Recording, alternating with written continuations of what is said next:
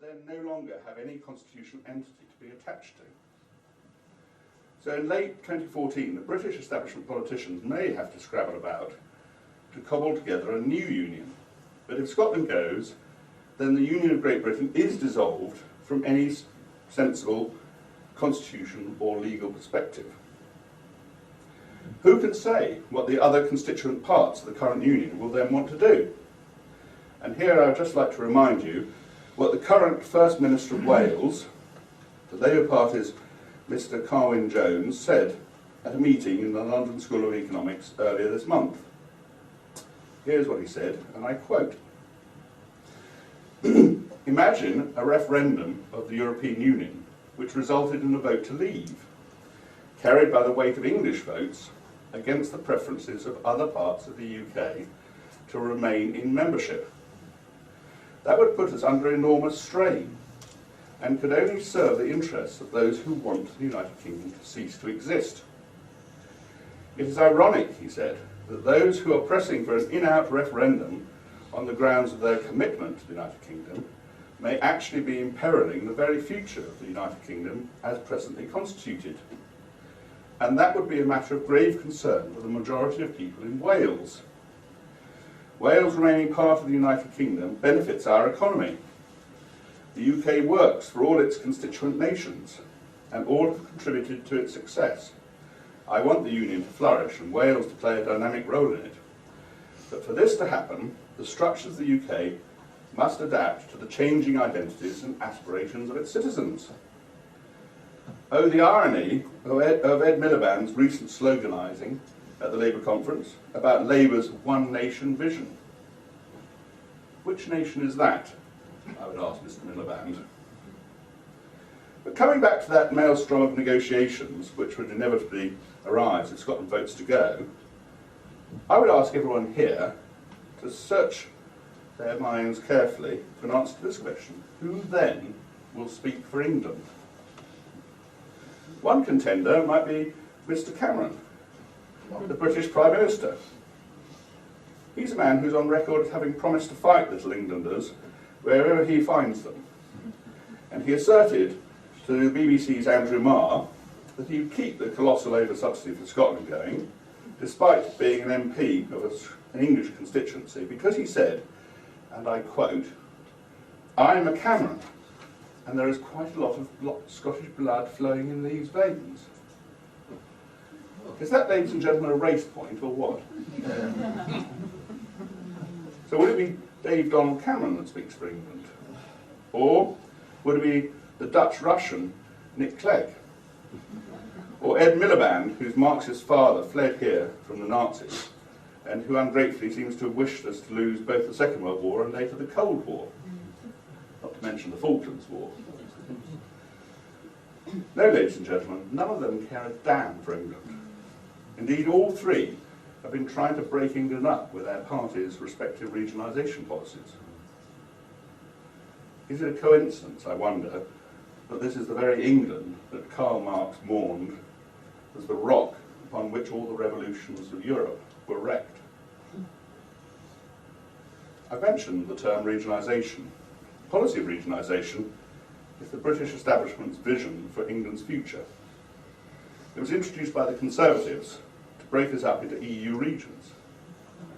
Regionalisation was enthusiastically pursued by Labour, and whose purpose was said explicitly by Charles Kennedy when he was leader of the Liberal Democrats, saying he enthusiastically supported regionalisation for England because, he said, and I quote, "it was calling into question the very idea of England itself." It is in this sense that the new post-colonial Britishness, having lost its empire and collapsed its power and nearly exhausted its credit over the last 100 years, is now a threat to our English nation. A nation, an English nation, which some commentators have pointed out recently, is now the last British colonial possession, the last part of the world directly ruled by the British state. As Jeremy Paxman said, England is now something of a Scottish Raj. There's an English Mahatma Gandhi when you want one.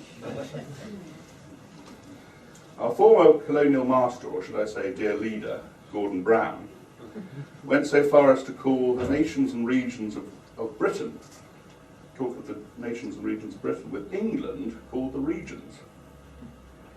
He restructured the English national curriculum to ensure Britishness classes were given to English children, whereas the devolved governments of Scotland and Wales, of course, teach their own children the value of their own nations.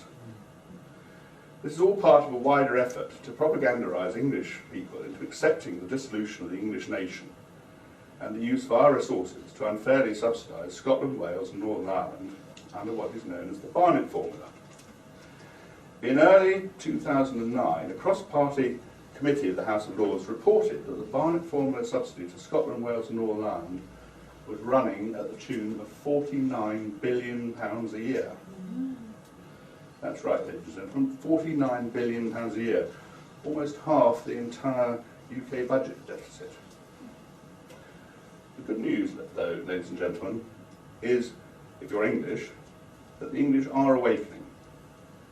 Consider the results of the Labour-supporting think tank, the IPPR, which reported in July 2013. Well, the IPPR is the enemy talking, really, because they are one of the Labour support groups that were particularly active in trying to promote regionalisation. And they are still trying, in fact. And their latest scheme is for a Northern Parliament and a Southern Parliament for England. So this is by no means a report from our friends, and the report's authors include not one single English patriot. The results are therefore all the more striking. Here are some important extracts.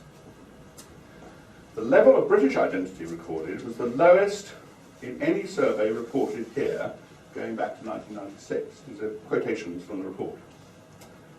And I'm only reading a few of them, to be relieved to know. Only 10% of respondents claimed to be more British than English. In this sense, there was no discernible post-Olympics Britishness bounce.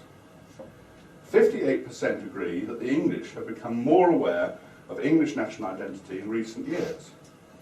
There is, however, one significant exception, which the report found, in the strength of English national identification. That exception will be no surprise to anybody, I don't suppose, here, was London. In the dual capital of England and the United Kingdom, the report goes on, whilst English national identity remains the most popular choice, Englishness was noticeably weaker than elsewhere, and Britishness rather stronger. That fully 40% of people in England, the report says, would have given the opportunity to choose an English passport. They say that's striking, especially given the complete absence of any public debate around English citizenship. Across all age groups, social classes and both genders, Englishness is stronger than Britishness. The one important exception concerns members of England's ethnic minorities. The English have constitutional concerns, the report identified. Scotland was felt to receive more than its fair share of public spending, and England less than its fair share. The English also overwhelmingly believe that public services should be delivered in Scotland, funded by taxes levied in Scotland, and that Scottish MPs should not be allowed to vote on English laws.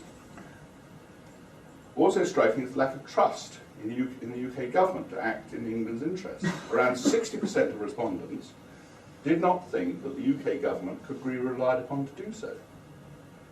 Such sentiments, the report says, are widespread across England, although Londoners appear a little less dissatisfied than the English average. There is a striking regional uniformity in views. The overall message is clear. English disaffection with the territorial status quo is both broad and deep.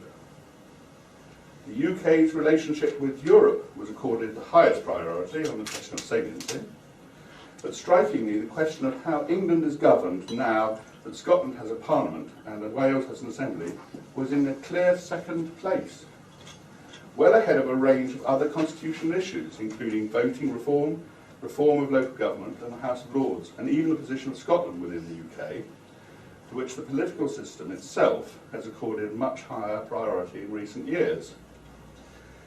On the question of independence, the report says, Equally, English independence might be seen as a potential response to the electorate's call for action. We broached this possibility for the first time in our 2012 survey and garnered an intriguing response. Despite no significant political party or actor advocating this option, those supporting the proposition that England should become an independent country was 34%, were only narrowly outnumbered by those in opposition, 38%. And when asked how they would respond if Scotland were to vote to become independent, a plurality, 39%, compared with 33% who disagreed, then said that England too should become independent.